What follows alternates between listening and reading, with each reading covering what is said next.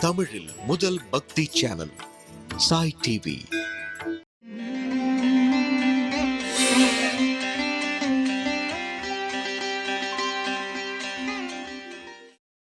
இன்றை பெருமை அறிந்திலையோ ஏழை நெஞ்சே, இன்றைக்கு என் ஏற்றமெனில் உரைக்கேன். நன்றி புனை பல்லாண்டு பாடிய நம் பட்டர் பிரான் வந்துதித்த நல்லானியில் சோதினாள். சாய் டிவி நேயர்களுக்கு வணக்கம். இன்று ஆனி மாதம், சுவாதி நட்சத்திரம். பெரியாழ்வார், ஆழ்வார்களுள் ஒருவரான, ஆழ்வார்களுள் மிக பெரியவரான பெரியாழ்வார் அவதரித்த திருநன்னாள் இந்நாள். அதான் நல்லானியில் சோதினாள் என்று இந்நாளை மணவாள மாமுனிகள் கொண்டாடுகிறார். பெரியாழ்வார் என்பவர் ஆழ்வார்களுக்குள்ளேயே மிக பெரியவராக கருதப்படுகிறார். இதனாலதான் மாமுனிகள் அற்புதமா ஒரு பாசுரம் பாடினார். மங்களாசாசனத்தில் மற்றுள்ள ஆழ்வார்கள் தங்கள் ஆர்வத்து அளவுதான் அன்றி பொங்கும் பரிவாலே வில்லிபுத்தூர் பட்டர் பிரான் பெற்றான் பெரியாழ்வார் என்னும் பெயர். மற்ற ஆழ்வார்களை விடவும் பெரியவர். இவர் எவ்வளவு பெரியவர்? ஏன்னா எப்போதுமே ஒரு பொருளை பெரியது என்று சொல்கிறோம் என்றால் நாம் உதாரணம் சொல்லித்தான் எவ்வளவு பெரியது என்று காட்ட வேண்டும். இரு கோடுகள் கதை என்று சொல்வார்கள். ஒரு கோட்டை வரைஞ்சிட்டு அந்த கோட்டை அழிக்காமலேயே சின்னதாக்கணும்னா பக்கத்துல இன்னொரு பெரிய கோட்டை போட்டுருவோம். அப்ப இந்த கோட்டை விட இது பெரியது என்பதை நாம் புரிந்து கொள்ளலாம் அல்லவா? அப்ப இவரை பெரிய ஆழ்வார் என்று சொல்கிறோம் என்றால் இவர் யாரை விட எல்லாம் பெரியவர் என்ற கேள்வி எழுகிறது அல்லவா? இதற்கு நம்முடைய பெரியோர்கள் அழகான விளக்கம் தருகிறார். என்னன்னா, ஒரு சாதாரண மனிதர்கள், நம்மை போன்ற மனிதர்கள் எடுத்துக்கொண்டால் நாம் எப்படி வாழ்கிறோம்? ஏதோ இந்த உலகத்துல கண்டு கேட்டு உற்று மோந்து உண்டு உழலக்கூடிய சிற்றின்பங்கள் இருக்கின்றன அல்லவா? இந்த சிற்றின்பங்களையே அனுபவித்துக் கொண்டு ஏதோ நமக்கு இன்னைக்கு டிஃபன் சாப்பிட்டு டிவி பார்த்து லைஃப் என்ஜாய் பண்ணால் போதும் என்ற நிலையிலே நாம் ஒரு லௌகிகமான வாழ்க்கையை வாழ்ந்து கொண்டிருக்கிறோம். இப்படிப்பட்ட மனிதர்களான நம்மையும் முனிவர்கள், ரிஷிகள் இருக்கிறார்களே, அவர்களையும் ஒப்பிட்டு பார்க்கணும். நாம் இப்படி சிற்றின்பங்களிலே வாழ அந்த ரிஷிகள் என்ன செய்கிறார்கள்? முக்குணத்து இரண்டவை அகற்றி ஒன்றினில் ஒன்றினின்று ஐம்புலன் அகத்தினுள் செலுத்து நான்குடன் அடக்கி முக்குணத்து இரண்டவை அகற்றி ஒன்றினில் ஒன்றினின்று தங்களது ஐம்புலன்களையும் அவர்கள் அடக்குகிறார்கள். மற்ற விஷயங்களிலே அவற்றை செலுத்துவதில்லை. அனைத்தையும் உள்முகமாக திருப்புகிறார்கள். தங்களுடைய இதயத்துக்குள்ளே வீற்றிருக்கக்கூடிய உயிருக்கும் உயிராக, ஜீவாத்மாவுக்கும் ஆத்மாவாக இருக்கக்கூடிய அந்த பரமாத்மாவை அவர்கள் தியானிக்கிறார்கள். அந்த பரமாத்மாவின் அருளுக்கு பாத்திரமானார்கள். அவனை பற்றிய ஞானத்தை தங்களுடைய தவத்தினாலே பெற்றிருக்கிறார்கள். 3 குணங்கள் சொல்கிறோமே, சத்வகுணம், ரஜோகுணம், தமோ குணம்னு. இதுல ரஜோகுணம் தமோ குணத்தை எல்லாம் விலக்கிவிட்டு சத்துவகுணத்திலேயே நிலை பெற்று அந்த இறைவனை பற்றியதான அறிவை பெற்றிருக்கிறார்கள் ரிஷிகள். அப்போ இந்த உலகத்தில் உள்ள சிற்றின்பங்களில் ஈடுபடும் நம்மையும் இந்த பேரின்ப நிலையாகிய இறைவனையே அனுபவித்த அந்த பாக்கியத்தை பெற்ற அந்த முனிவர்கள், ரிஷிகளையும் ஒப்பிட்டு பார்த்தால் நாம் எல்லாம் சின்ன கூழாங்கல் மாதிரி, அந்த ரிஷிகள் எல்லாம் எவரெஸ்ட் சிகரம் மாதிரி என்று சொல்லலாம். ஆனா அதே சமயம் அந்த ரிஷிகளையும் ஆழ்வார்களையும் ஒப்பிட்டு பார்த்தோம்னு வச்சுக்கோங்க. ரிஷிகள் எல்லாம் தங்களுடைய முயற்சியாலே அவர்கள் தவம் புரிந்தார்கள், அவர்கள் சாதனம் செய்தார்கள். அந்த சாதனங்களை எல்லாம் அவர்கள் பயன்படுத்தி கொண்டு தங்களுடைய முயற்சியினாலே அவர்கள் இறைவனை பற்றிய அறிவை பெற்றார்கள். பின்னாடி அவர்கள் இறையருளை பெற்றார்கள். ஆனால் ஆழ்வார்கள் விஷயத்தை பொறுத்த வரைக்கும் அவர்கள் எந்த முயற்சியும் செய்யவில்லை. இறைவனுடைய அருளினாலேயே அவர்கள் இறைவனை அடைந்து விட்டார்கள். இறைவன் அருளாலேயே அவர்கள் ஞானம் பெற்று விட்டார்கள். எப்போதுமே ஒரு பொருளை நாம முயற்சி செய்து பெறுவதை விட இறைவனுடைய பிரசாதமாக பெறுவதுங்கிறது ஒஸ்தி தானே. நீங்க நாமே வெறும் சாதம் சாப்பிட்றதை விட இறைவன் அருளால் கிடைக்கக்கூடிய பிரசாதம் சாப்பிட்டா அது வசதி தானே. அது போல ஆழ்வார்கள் என்ன செய்தார்கள்னா, அவர்களே பாடுகிறார்கள். நம்மாழ்வாருடைய ஒரு பாடல், மயர்வர மதிநலம் அருளினன் எவனவன். தொண்டரடி பொடியாழ்வார் அவர் அழகா பாடுறார். போதரே என்று சொல்லி புந்தியுள் புகுந்து தன்பால் ஆதரம் பெருக வைத்த அழகனூர் அரங்கவன்றே. திருப்பான் ஆழ்வார் பாடுகிறார், கோரமாதவம் செய்தனன் கொல் அறியேன் அரங்கத்தம்மான் திரு ஆரமார்பதன்றோ அடியேனை ஆட்கொண்டதே. அப்போ இந்த ஆழ்வார்கள் யாரும் அவர்களாக முயற்சி செய்யவில்லை. இறைவன் தானே அவர்களுக்கு கருணை காட்டி அருள் புரிந்து, இந்த ரிஷிகள் தங்கள் தவத்தால் எந்த ஞானத்தை பெற்றார்களோ அந்த ஞானத்தை இறைவன் தனது கருணையாலேயே வழங்கிவிட்டான். அப்படிப்பட்ட ஏற்றம் பெற்றவர்கள் ஆழ்வார்கள்னா, இப்ப ரிஷிகளையும் ஆழ்வார்களையும் ஒப்பிட்டு பார்க்கும்போது ரிஷிகள்லாம் கூழாங்கல் போல ஆகிவிடுகிறார்கள், ஆழ்வார்களோ உயர்ந்த சிகரங்களாக திகழ்கிறார். அப்ப நம்மையும் ரிஷிகளையும் ஒப்பிட்டு பார்த்தா நாம் எல்லாம் கூழாங்கல், ரிஷிகள்லாம் சிகரம். ஆனா ரிஷிகளையும் ஆழ்வார்களையும் ஒப்பிட்டு பார்த்தா ரிஷிகள்லாம் கூழாங்கல், ஆழ்வார்கள் சிகரம். ஆனா அந்த ஆழ்வார்களுக்குள்ளேயே மற்ற ஆழ்வார்கள் எல்லாம் கூழாங்கல் மாதிரியும் அதுல ஒருவர் மட்டும் சிகரம் போலே திகழ்ந்தா அப்போ ஒரு கூழாங்கல்ங்கிறது எவ்வளவு சின்னதாக இருக்கும், சிகரம் என்பது எவ்வளவு பெரியதாக இருக்கும். அந்த அளவுக்கு இந்த கூழாங்கல்லை விட சிகரம் எவ்வளவு பெரியதோ அவ்வளவு பெரிய பெருமை பெற்ற அவ்வளவு பெரிய ஆழ்வாராக திகழ்ந்தவர் தான் பெரிய ஆழ்வார். அப்போ மற்ற ஆழ்வார்களே கூழாங்கல்லாக்கி இவர் சிகரம் போல திகழ்கிறார் என்றால் மற்ற ஆழ்வார்களுக்கும் இவருக்கும் அப்படி என்ன பெரிய வித்தியாசம் இருக்கிறது என்ற கேள்வி நமக்கெல்லாம் எழுகிறது அல்லவா? இது என்ன வித்தியாசம் என்றால், பொதுவாக ஆழ்வார்கள் இறைவனை பாடும்போது தங்களை காத்தருள வேண்டும், தங்களை இந்த பிறவி பிடியில் இருந்து ரட்சிக்க வேண்டும், இறைவனே உன்னுடைய திருவடிகளில் எங்களை நீ சேர்த்துக் கொள்ள வேண்டும் என்றெல்லாம் மற்ற ஆழ்வார்கள் இறைவனிடம் பாடுவார்கள். அதாவது தங்களை காக்க வேண்டும் என்று இறைவனிடம் மற்ற ஆழ்வார்கள் பாடினார்கள். ஆனா இந்த பெரியாழ்வார் இருக்காரு, இவர் அனைவரை காட்டிலும் ஒருபடி மேல போனார். இவர் என்ன பண்ணார், இறைவனை பார்த்து நீ நன்றாக இருக்கணும்னு இறைவனுக்கே பல்லாண்டு பாடியது. அதனாலதான் திருப்பல்லாண்டு என்று 4000 திவ்ய பிரபந்தத்துல உள்ள 4000 பாசுரங்கள் அதன் தொடக்கமாகவே பெரியாழ்வார் அவருடைய திருப்பல்லாண்டைத்தான் பெரியோர்கள் வைத்திருக்கிறார். பெரியாழ்வார் அவதாரத்தால மற்ற ஆழ்வார்களுக்கு பிற்பட்டவராக இருந்தார். இந்த திருப்பல்லாண்டு இவர் அருளிய திருப்பல்லாண்டு பாடிவிட்டுத்தான் மற்ற திவ்ய பிரபந்தங்களையே ஓத வேண்டும் என்பது மரபு. அந்த திருப்பல்லாண்டுல முதல் பாசுரத்துல பெருமாளுடைய திருவடிகளுக்கு இவர் பல்லாண்டு பாடுகிறார். பல்லாண்டு பல்லாண்டு பல்லாயிரத்தாண்டு பல கோடி 100,000 மல்லாண்ட தித்தோள் மணிவண்ணா உன் சேவடி செவி திருக்காப்பு என நீ நன்னா இருக்கணும், அடியோமோடும் நின்னோடும் பிரிவின்றி 1000 பல்லாண்டு வடிவாய் நின் வலமார்பினில் வாழ்கின்ற மங்கையும் பல்லாண்டு வடிவார் சோதி வலத்துறையும் சுடராழியும் பல்லாண்டு படைவோர் புக்கு முழங்கும் அப்பாச்ச சன்னியமும் பல்லாண்டே என்று நீ பல்லாண்டு நன்னாரு, நீ பல்லாண்டு நன்னாயிரு என்று தன்னையே மறந்துவிட்டு மற்றவர்கள் என்னை ரட்சிப்பாயாக அல்லது எங்களை ரட்சிப்பாயாக இறைவன்கிட்ட கேட்க அதை விட்டு விட்டு நீ நன்னார்ந்தா எனக்கு போதும், நீ நன்றாக இருப்பதுதான் எனக்கு க்ஷேமம் என்று இறைவனுக்கே ஒருவர் பல்லாண்டு பாடுகிறார் என்றால் அவருக்கு இறைவனிடத்துல எவ்வளவு அன்பு பெருக்கெடுத்து ஓடி இருக்கும். ஏன்னா இறைவனையே தன்னுடைய குழந்தையாக பாவிக்கக்கூடிய நிலை அது வந்தால்தான் அவன் நன்றாக இருக்க வேண்டும் என்று எண்ண தோன்றும். அப்போ அப்பேற்பட்ட ஒரு பிரேமை, அப்பேற்பட்ட ஒரு காதல், அப்பேற்பட்ட அன்பு இறைவனிடத்தில் இருந்ததால் இந்த அன்பினாலே இவர் பெரியவர். இறைவனிடத்தில் கொண்டிருந்த அந்த பரிவு, அதாவது அந்த பரிவுங்கிறது எல்லா ஆழ்வார்களுக்கும் இருந்தாலும் இவருக்கு மட்டும் பொங்கும் பரிவான். அதைத்தான் மணவாள மாமுனிகள் அழகாக காட்டுகிறார். மங்களாசாசனத்தில், மங்களாசாசனம்னா இறைவன் நன்றாக இருக்க வேண்டும் என்று அவனுக்கே பல்லாண்டு பாடுவது. அந்த மங்களாசாசனத்தில் மற்றுள்ள ஆழ்வார்கள் தங்கள் ஆர்வத்தளவுதான் அன்றி மற்ற ஆழ்வார்களும் பரிவோடுதான் பாடினார்கள். ஆனால் பொங்கும் பரிவாலே வில்லிபுத்தூர் பட்டர்பிரான் பெற்றான் பெரியாழ்வார் என்னும் பெயர். ஆனால் இவருக்கோ இறைவனிடத்திலே அது பொங்கி வரும் பரிவாக, அப்படியே ஒரு கங்கா பிரவாகம்னு சொல்லுவோமே, அப்படி வெள்ளம் போல அந்த பரிவு இறைவனிடத்திலேயே வந்தபடியால் தான் இவர் இப்படி பல்லாண்டு பாடியிருக்கிறார் இறைவனுக்கே. ஆகையினால்தான் இந்த அன்பால் பெரியவர், அதனால் பெரியாழ்வார் என்று அழைக்கப்படுகிறார். அவருடைய வரலாற்றை நாம் அடுத்த 1 மணி நேரத்துக்குள்ளே அனுபவிப்போம். பெரியாழ்வார் பாண்டிய நாட்டில் உள்ள ஸ்ரீவில்லிபுத்தூர் என்ற திருத்தலத்திலே அவதரித்தார்.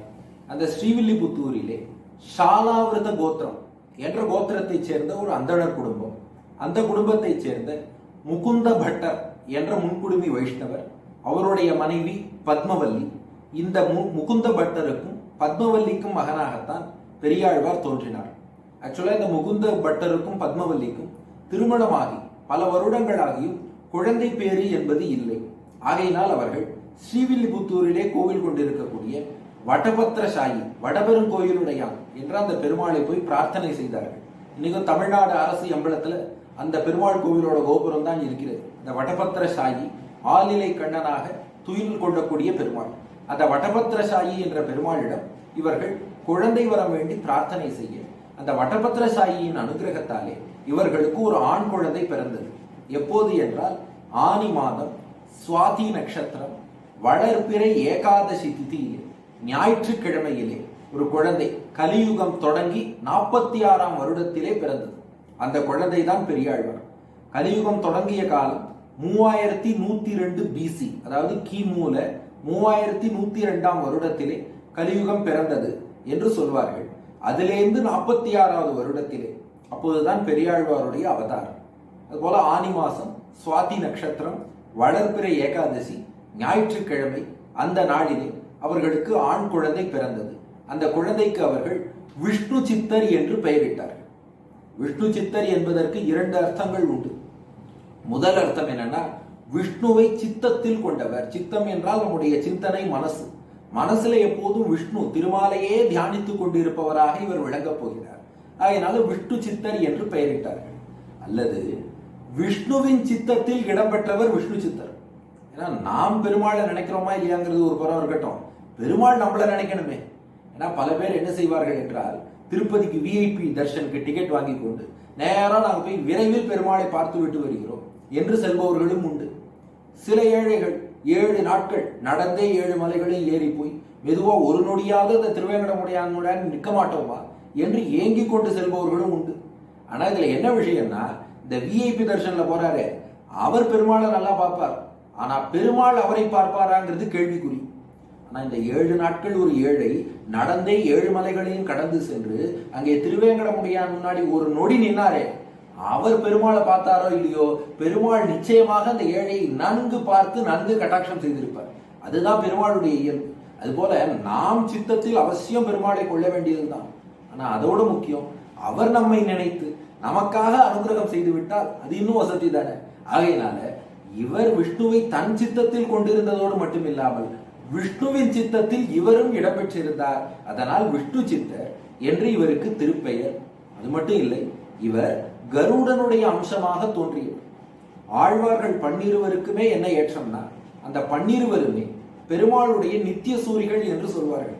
அதாவது பெருமாளுக்கு வைகுண்டத்திலேயே எப்போதும் கூட இருந்து அவனுக்கு எல்லா விதமான தொண்டுகளும் செய்யக்கூடிய அணுக்க தொண்டர்கள். அந்த நித்திய சூரிகளின் அம்சமாகத்தான் பூமியிலே ஆழ்வார்கள் அவதரித்தார்கள். உதாரணம் சொல்லணும்னா, பெருமாள் கையில சுதர்சன சக்கரம் இருக்கிறது அல்லவா, அந்த சக்கரத்தாழ்வாருடைய அம்சமாக பூமியில் தோன்றியவர் தான் 4வது ஆழ்வாரான திருமழிசை பிரான். அது போல எல்லாருக்கும் நன்னா தெரிஞ்ச நம்மாழ்வார்.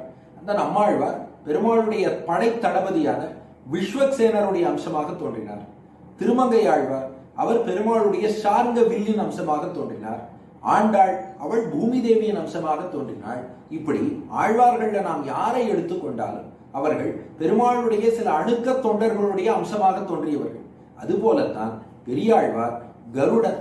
கருடன் என்பவர் சாட்சாத் வேத சுரூபி என்றே கொண்டாடுவார்கள். அதாவது வேதத்துல உள்ள மந்திரங்கள் எல்லாம் கருடனுடைய திருமேனியில அங்கங்களாக இருக்கின்றன. ரொம்ப முக்கியமான விஷயம். அதாவது கருடனுடைய கண்களாக காயத்ரி மந்திரம் இருக்கிறது, அவருடைய தலையாக திரிவிருத் என்ற மந்திரம் இருக்கிறது. அதுபோல அவருடைய வாளாக யஜ்ஞா யஜ்ஞம் என்ற வேத பகுதி இருக்கிறது. அவருடைய 2 ரக்கைகளாக பிருகத்து ரதாந்தரம் என்ற வேத பகுதிகள் இருக்கின்றன. அவருடைய திருநாமமாக யஜுர்வேதம் இருக்கிறது. அவருடைய சரீரமாக வாமதேவியம் என்ற வேத பகுதி இருக்கிறது. அவருடைய ஆத்மாவாக ஸ்தோமம் இருக்கிறது. அவருடைய அங்கங்களாக வேதத்தினுடைய சந்தங்கள் இருக்கின்றன. அவருடைய கால் நகங்களாக திஷ்ணியம் என்பது இருக்கிறது. ஆக இப்படி வேதத்துல என்னென்ன மந்திரங்கள்லாம் சொல்கிறோமோ அவையே கருடனுடைய திருமேனியில அவருடைய அங்கங்களாக இருக்கின்றன என்பதுதான் கருடனுடைய ஏற்றம். அப்பேற்பட்ட வேத சுரூபியான கருடன் அவரேதான் இப்பேற்பட்ட வேதம் வல்லாரான பெரியாழ்வாராக, அதுவும் நல்ல வேதம் கற்றவரான முகுந்த பட்டருக்கும் அவருடைய மனைவி பத்மவல்லிக்கும் மகனாக பெரியாழ்வாராக வந்து அந்த கருடனே தோன்றினார் என்று பெரியோர்கள் சொல்கிறார்கள். இப்படி கருடனுடைய அம்சமாக பெரியாழ்வார் தோன்ற அவர் இயல்பாகவே கருட சுரூபி, வேதம் வல்லவர். அவருக்கு சரியான வயது வந்ததும் தந்தை அவருக்கு உபநயனம், பூணூல் அணிவித்தல் அதை செய்து வைத்து வேதங்களையும் ஓதுவித்தார். மேலே அவருக்கு பஞ்ச சம்ஸ்காரம் செய்ய வேண்டும். ஒருவன் திருமாலடியவன் வைணவன் என்ற அந்த இலட்சணை அதை ஏற்படுத்துவதற்காக வைகுண்டத்தில் பெருமாளுக்கு தொண்டராக இருக்கக்கூடிய விஸ்வக்சேனர் பெருமாளுடைய படைத்தளபதி, அந்த படைத்தளபதியே வந்து வைணவ இலட்சணையான தோள்களிலே சங்க சக்கர பொறி உட்பட 5 சம்ஸ்காரங்கள் செய்வார்கள். அதைத்தான் பஞ்ச சம்ஸ்காரம் என்பார்கள். அந்த பஞ்ச சம்ஸ்காரத்தை வைகுண்டத்திலிருந்து விஸ்வக்சேனரே வந்து இந்த விஷ்ணு சித்தருக்கு இனிதான் இவர் பெரியாழ்வார் என்று பெயர் பெறப் போகிறார். இப்போது தாய் தந்தையரிட்ட இயற்பெயர் விஷ்ணு சித்தர் என்பது. இந்த விஷ்ணு சித்தருக்கு விஸ்வக்சேனரே வந்து தோள்களிலே சங்க சக்கர லாஞ்சனத்தை செய்து இவர் திருமாலடியார் என்னும் அந்த ஏற்றத்தை இவருக்கு வழங்கிவிட்டு சென்றார்.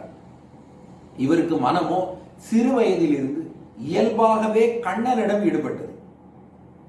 நான் ஆழ்வார்கள்ட்ட இன்னொரு அழகான விஷயம், ஒவ்வொரு ஆழ்வாருக்கும் பெருமாளுடைய ஒவ்வொரு நிலையிலே மனசு ஈடுபடும்.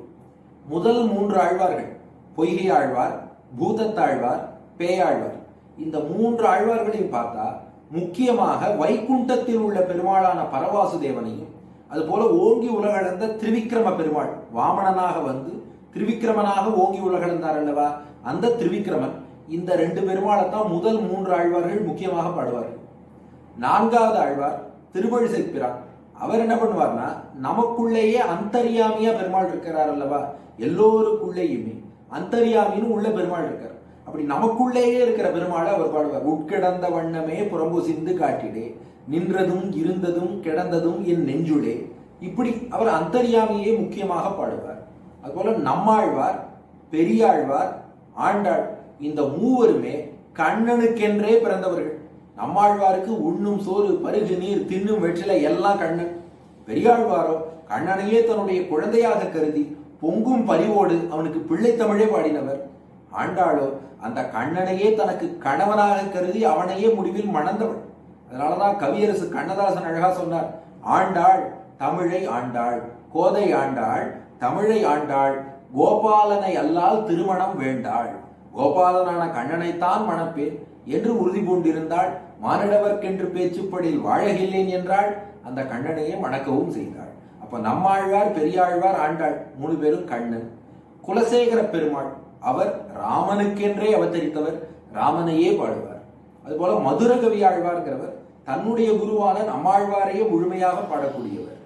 திருமங்கையாழ்வார் அவர் பெருமாளுடைய திவ்ய தேசங்கள், அர்ச்சாவதாரம் என்று சொல்வார்கள். பெருமாள் கோவில்களிலே எழுந்தருளி இருக்கக்கூடிய அந்த விக்கிரக ரூபத்தில் உள்ள நிலை, அதை முக்கியமாக சீரார் திருவேங்கடமே, திருக்கோவலூரே, மதில் கட்சி ஊரகமே, பேரகமே, பேரா மருதிருத்தான் வெள்ளரையே, வெக்காவே, பேராலி, தன்கால், நரையூர், சிறுபுலியூர், ஆறாமம் சூழ்ந்த அரங்கம், பாரோர் புகழும் வதரி, வடமதுரை என திவ்ய தேசங்களாக பாடிக்கொண்டு செல்வார் திருமங்கை ஆழ்வார்.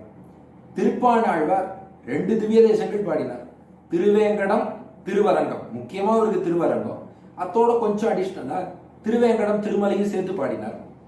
தொண்டரடிப்பொடி ஆழ்வாரோ இந்த திவ்ய தேசங்களுக்கெல்லாம் தலைமையா இருக்கக்கூடிய ஸ்ரீரங்கத்தை மட்டுமே, அந்த ரங்கநாதனையே பாடக்கூடியவர். இப்படி ஆழ்வார்கள்ல ஒத்தொத்தருக்கு பெருமாளுடைய ஒவ்வொரு நிலையில் ஈடுபாடு என்பார்கள். பெரியாழ்வாருக்கோ கண்ணனிடத்திலே ஈடுபாடு. அந்த கண்ணனுக்கு ஏதாவது தொண்டு செய்ய வேண்டும் என்று நினைத்தார். கண்ணனுக்கு பிடித்தமான தொண்டு என்ன, அந்த தொண்டை தேர்வு செய்து செய்ய வேண்டும் என்று ஆலோசித்தார். கண்ணனுக்கு பிடித்தமான தொண்டு எதுன்னா, நாமே ஒரு நந்தவனம் அமைத்து அதுல வாசனை வீசக்கூடிய மலர்கள், அவை பூக்கக்கூடிய செடிகளை எல்லாம் வளர்த்து அதிலிருந்து பூக்களை பறித்து நாமே அவற்றை மாலையாக தொடுத்து, அதுவும் இந்த நூல்ல மாலை தொடுக்கிறதுங்கிறது அவ்வளவு விசேஷம் கிடையாது, நார்ல தொடுக்கணும். அதுதான் இறைவனுக்கு மிகுந்த உகப்பை உண்டாக்கும். அவ்வாறு நார்ல மாலை தொடுத்து அதை கிருஷ்ணனுக்கு சமர்ப்பித்தார். அதுதான் கண்ணனுடைய உள்ள மிகவும் உகக்கக்கூடிய கைக்கரியம். கண்ணன் கீதையிலே அழகா சொல்றான், பத்திரம் புஷ்பம் பலம் தோயம் யோமே பக்தியா பிரயச்சதி. ஒரு இலையோ பூவோ பழமோ எதுவுமே இல்லையா, தண்ணீரோ, இது எது கொடுத்தாலும் நான் ஆசையோடு ஏற்றுக்கொள்வேன் என்று அவனே சொல்கிறான். அதனால பெரியாழ்வார் அவர் விஷ்ணு புராணத்தில் வர்ணிக்கப்பட்டுள்ளபடி கண்ணனுடைய வரலாறுகளை எல்லாம் நன்கு கற்றறிந்தவர், அவர் பெரிய பண்டிதர். அதனால விஷ்ணு புராணத்திலேயே அந்த வரலாறு, மாலாக்காரர்னு மதுரால ஒருவர் வாழ்ந்து வந்தார். அவருடைய தொழிலே பூக்கள் தொடுத்து அவற்றை மாலையாக தொடுத்து விற்பனை செய்வதுதான் அவருடைய தொழில். கண்ணன் என்ன பண்ணார், முதலில் ஆயர்பாடியில் இருந்து மதுராவுக்கு அண்ணன் பலராமனோடு கண்ணன் வருகிறான். கம்சன் ஏற்பாடு செய்திருந்த வில் விழா என்ற அந்த தனுர் யாகம், அதற்காக கண்ணன் வரும்போது அந்த மாலாக்காரருடைய இல்லத்துக்கு கண்ணன் தானே பலராமனோடு சென்று அவர் ஆசையோடு சமர்ப்பித்த மாலைகளை எல்லாம் வாங்கி அணிந்து கொண்டார். அதனால இந்த மாலைகளை பெற்றுக்கொள்வது பக்தன் தேர்வு, அது அவனுக்கு அவ்வளவு ஆனந்தம் தருகிறது. அதனால இந்த புஷ்ப கைங்கரியம் என்று சொல்வார், அதுதான் கண்ணனுக்கு மிகுந்த உகப்பை உண்டாக்கும் என்பதை கற்றறிந்து கொண்டார் பெரியாழ்வார். விஷ்ணு சித்தர் இவருக்கோ கண்ணனிடத்துல தான் இயல்பாகவே மனசுக்கு வருது. கண்ணனுக்கோ இந்த பூக்கள் தொடுத்து சமர்ப்பித்தல் புஷ்ப கைங்கரியம் தான் பிடிச்சிருக்கு. அதனால என்ன பண்ணார், ஸ்ரீவில்லிபுத்தூர்ல உள்ள அந்த வடபத்திரசாயி வடபெருங்கோயிலுடையானுடைய சன்னதி ஆளிலை கண்ணனாக பெருமாள் அங்கே எழுந்தருளி இருக்கிறார். அந்த பெருமாள் கோவிலுக்கு அருகிலேயே ஒரு நந்தவனத்தை அமைத்தார். துளசி மற்ற வாசனை பூக்கள் அவை பூக்கக்கூடிய செடிகளை எல்லாம் அதிலே வளர்த்தார். தினந்தோறும் பூக்களை பறித்து, அதுவும் இந்த பூக்களை பறிக்கிறதுங்கிறதுக்கே நிறைய கிரமம் இருக்காம். இறைவனுக்காக பூ பறிக்கிறோம் என்றால் அதற்கு செல்லும் போது பெரியாழ்வார் என்ன பண்ணுவாராம், தலையை சுத்தி ஒரு துணி கட்டிப்பாராம். ஏன்னா நம்முடைய ரோமம் எதுவும் அந்த பூக்களிலே பட்டுவிடக்கூடாது என்பதற்காக தலையை சுத்தி நன்னா ஒரு துணியை கட்டிப்பார். அதுக்கப்புறம் என்ன பண்ணுவார், நன்னா முகத்தை சுத்தி ஒண்ணு கட்டிப்பாராம். இன்னைக்கு கொரோனா வருகிறது என்பதற்காக எல்லோரும் மாஸ்கோடு சென்று கொண்டு இருக்கிறார்களே, முகக்கவசம் அணிந்து கொண்டு. இன்று முகக்கவசம் தான் உயிர் கவசம் என்னும்படியாக ஆக்கிவிட்டது COVID-19. அது மாதிரி பெரியாழ்வார் என்ன பண்ணுவாரா, அந்த காலத்திலே ஒரு முகக்கவசம் மாதிரி நன்னா மூக்கு வாயெல்லாம் மூடின்னு போவாராம். என்ன காரணம்னா, அந்த பூக்களை நாம் முகந்து விடக்கூடாது. ஏன்னா அது இறைவனுக்கென்று அர்ப்பணிக்க வேண்டிய பூக்கள். அதனால நாம் முதல்ல மோந்து பார்த்துடக்கூடாது, இறைவன் மோந்து பார்த்து அவனுக்கு நல்ல கமகமன் வாசனையா இருக்கணும். இறைவன் நன்னா அந்த பூக்களை எல்லாம் மாலையாக அணிந்து கொண்டு அனுபவிச்சதுக்கு அப்புறம் அவனுடைய பிரசாதமாக அந்த மாலை நமக்கு வருமே, அப்போதான் நாம் மோந்து பார்க்க வேண்டும். பின்னாடி அவரே திருப்பல்லாண்டுல பாடுறார், உடுத்து களைந்த நின் பீதகவாடை உடுத்து. அவன் எந்த ஆடையை அணிந்து கொள்கிறானோ அதை அவன் உடுத்து களைந்ததற்கு பின்னால் அதை வாங்கி நாங்கள் உடுத்திக் கொள்ள வேண்டும். அவனுடைய தொண்டர்கள் நாங்கள். அதுபோல கலத்தது உண்டு, அவனுக்கு நிவேதனம் செய்த பிரசாதம், அவன் உண்ட மிச்சம், அந்த பிரசாதத்தை தான் நாங்கள் உண்ண வேண்டும். தொடுத்த தொழாய் மலர் சூடி களைந்தன சூடுவி தொண்டர்களோ, அதுபோல துளசியோ பூக்களோ பெருமாளே நீ சூடிக்கொள், நீ சூடி களைந்த அந்த பூக்களைத்தான் நாங்கள் சூடிக்கொள்வோம் என்று பாடுகிறார். அந்த அளவுக்கு அவனிடத்தில் ஈடுபாடு கொண்டவர். அதனால நாம் மூந்துட்டா அது அபச்சாரம். அவன் தான் முதல்ல மூந்து அவன் சந்தோஷப்படணும், அதுக்கப்புறம் வேணா நாம் வாங்கி அதை அணிந்து கொள்ளலாம் என்பதனாலே மூக்கு முடிப்பார். அது போல நம்முடைய எச்சல் எதுவும் பட்டுவிடக்கூடாது. அதனால வாயையும் கவர் பண்ணிடுவார், இப்படி தலையும் கவர் பண்ணி மூக்கு வாயையும் கவர் பண்ணி. நீ கோவிட்ல எப்படி தலைக்கும் ஒரு கேப் போட்டுக்கொண்டு முகத்துக்கும் மாஸ்க் போட்டு போறோம், அந்த மாதிரி நித்தியபடி போய் பூ பறித்து மாலைகளை தொடுத்து அதை அன்றாடம் வடபெரும் கோயிலுடையானுக்கு சமர்ப்பித்து இந்த கைங்கரியத்தை செய்து வந்தார் பெரியாழ்வார். இந்நிலையில இவர் ஸ்ரீவில்லிபுத்தூரிலே இவ்வாறு கைங்கரியத்தில் ஈடுபட்டிருக்க, இந்த பாண்டிய நாட்டின் தலைநகரமான மதுரை நகரம், அங்கே வல்லபதேவன் என்ற பாண்டிய மன்னன் அவன் ஆட்சி செய்து வருகிறான். அந்த ராஜா என்ன பண்ணா, இரவு நேரத்துல நகர்வலம் வந்தான். எப்போதுமே அந்த கால ராஜாக்களின் வழக்கம் ராத்திரி நேரத்துல அப்படி ரோந்து பணிகள் மாதிரி வருவார். மக்கள்லாம் தங்களுடைய ஆட்சியை பற்றி என்ன பேசிக் கொள்கிறார்கள் என்பதை அறிவதற்காக வருவார்கள். அவ்வாறு வரும்போது அங்க ஒரு வீட்டு திண்ணையில ஒரு முதியவர், அவர் காசி யாத்திரை போயிட்டு வந்திருக்கார். அந்த முதியவர் ஒரு ஸ்லோகம் வடமொழியிலே சொல்கிறார். அதை இந்த ராஜா காது கொடுத்து கேட்டான். அவர் என்ன ஸ்லோகம் சொல்றாருன்னா, வருஷார்த்தம் அஷ்டௌ பிரயதேத மாசா நிஷார்த்தம் அர்த்தம் திவசம் யதேத வார்த்தக்ய ஹேதோஹோ வயசா நவேன பரத்ர ஹேதோஹோ இஹ ஜன்மனாச்ச. இதற்கு என்ன பொருள் அப்படின்னா, வருஷத்துல கிட்டத்தட்ட 4 மாதங்கள் மழைக்காலமாக இருக்கிறது. அந்த காலத்துல நல்லவர்கள் நிறைய பேர் இருந்தார்கள், மழையும் நன்னாக பொழிந்தது. அதனால அப்படி சொல்றேன். இந்த காலத்துல 1 மாசம் மழை பொழிந்தாலே நல்லதுன்னு நம்ம ஏங்கின்னு இருக்கோம், பெய்யல அது போட்டோம். ஆக 4 மாதங்கள் மழைக்காலம். அப்போ இந்த எறும்பு உள்ளிட்ட ஜீவராசிகள்லாம் வெளியில போய் உணவு தேட முடியாது. அப்போ அது என்ன பண்ணும், வெயில் காலமாக இருக்கக்கூடிய 8 மாதங்கள்லயே மழைக்காலமாகிய 4 மாதங்களுக்கு தேவையான உணவை சேர்த்து அது சேகரித்து விடும். இதுதான் முதல் வரி. வருஷார்த்தமஷ்டௌ பிரயதேத மாசான். அந்த மழைக்காலமாகிய 4 மாதத்துக்கு தேவையான உணவை வெயில் காலமாகிய 8 மாதங்களிலே எறும்பு போன்ற உயிரினங்கள் சேகரித்து வைக்கும். 2வது வரி, நிஷார்த்தம் அர்த்தம் திவசம் யதேத. இரவிலே நாம் ஆனந்தமாக இருக்க வேண்டும், அதற்கு தேவையான செல்வத்தை நாம் பகல் பொழுதிலே ஈட்டிக் கொள்கிறோம். இது 2வது வரி. 3வது வரி, வார்த்தக்ய ஹேதோஹோ வயசா நவேன. கடைசி காலத்துல நம்மால் பொருள் ஈட்ட முடியாது, சம்பாதிக்க முடியாது, நமக்கே டயபெட்டிஸ், ஹைப்பர் டென்ஷன், மூச்சு வலி, ஆர்த்ரைட்டிஸ்னு 1000 பிரச்சனை வந்துடும். அதனால என்ன பண்றோம்னா, வயசான காலத்துக்கும் தேவையான செல்வத்தை நாம் உழைக்கக்கூடிய அந்த இளமை பருவத்திலேயே சேமித்து வைத்து விடுகிறோம். இல்லை இப்போ சில பேர் பென்ஷன் வாங்கி கொள்வார்கள். அப்போதே அவர்களுடைய சம்பளத்தில் இருந்து வேலை பார்க்கக்கூடிய காலத்திலே சம்பளத்தை பிடித்து வைத்துக் கொண்டு அதை பின்னாடி பென்ஷன் பிஎஃப் ஏதோ ஒன்றாக தருகிறார்கள். அப்போ அந்த பென்ஷனும் பிஎஃப்பும் பின்னாடி வருகிறது என்றால் அதை அவர் எப்ப சம்பாதிச்சு வச்சார்னா, உழைக்கும் அந்த பீரியடுக்குள்ளேயே சம்பாதிச்சு வச்சுட்டார். அப்போ 3 விஷயம். 1, மழைக்காலத்துக்கு தேவையான உணவை வெயில் காலத்திலேயே சேகரித்து வைக்கிறோம், அல்லது இரவில் ஆனந்தமாக இருப்பதற்கு தேவையான பொருளை பகலில் சேமித்து வைக்கிறோம், அல்லது நாம் முதுமை காலத்தில் ஆனந்தமாக இருப்பதற்கு தேவையான பொருளை இளமை காலத்தில் சேமித்து வைக்கிறோம். இதெல்லாம் சரியாக செய்கிறோம். அதுபோலத்தானே மறுமை, அதாவது இந்த பிறவி முடிந்தது, மறுமைக்கு நமக்கு என்ன தேவையோ அதை இந்த ஜென்மத்தில் தானே அதற்காக நாம் உழைக்க வேண்டும், நாம் முக்தி அடைய வேண்டும். அதுதான் வாழ்க்கையில உயர்ந்த லட்சியம். அறம் பொருள் இன்பம் வீடு என்று சொல்கிறார்கள் அல்லவா, அதுல 4வது புருஷார்த்தம் வீடு என்பது வீடு பேரான முக்தியை, மோட்சத்தை குறிக்கிறது. அந்த மோட்சம் என்பதுதான் நாம் அடைய வேண்டியது. அது இறந்த பின் பெறப்போவது மோட்சம், வைகுண்டத்தை அடைவது என்றால் அது இந்த பிறவி முடிந்த பின் தான் நாம் அடைய போகிறோம். ஆனால் இது பிறவி முடிந்த பின் தானே அந்த வைகுண்டத்தை பற்றி நாம் கவலைப்பட வேண்டும்.